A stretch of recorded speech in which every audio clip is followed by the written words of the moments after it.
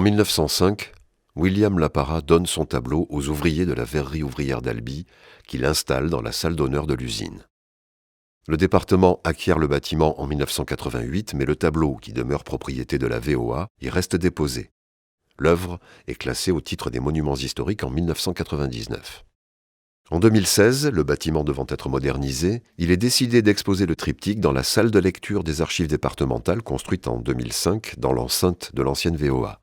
L'œuvre restera ainsi dans le site qu'il abrite depuis 1905 et trouvera un cadre adapté à sa taille, 8,50 m de large sur 4 mètres de haut.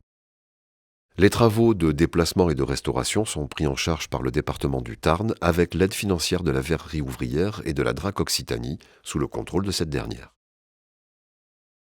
Les restaurateurs, Hélène Garcia et Olivier Clérin, spécialistes de peinture, et Jean-Michel Parot, spécialiste de mobilier en bois, démontent le tableau pour étude avant de le transporter dans leurs ateliers.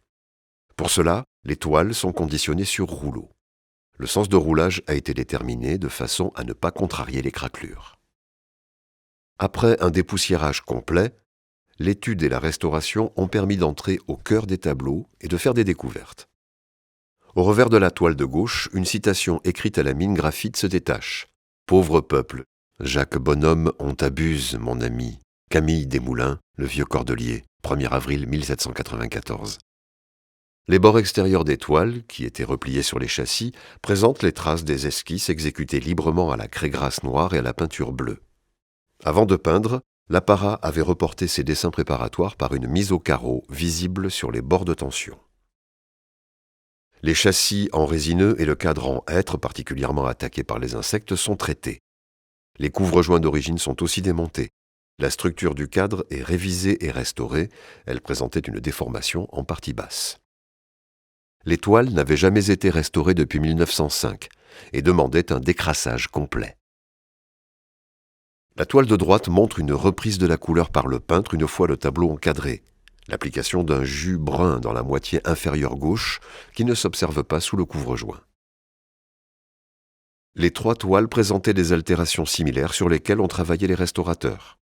Déchirures et trous dans la toile. Lacunes de peinture. Chancy. Craquelures. Soulèvement. Et taches. Dans l'été 2018, les toiles ont retrouvé leur cadre restauré sur un nouveau support en hêtre. Les deux toiles latérales ont été livrées montées sur châssis. La toile centrale, elle, a été retendue sur place.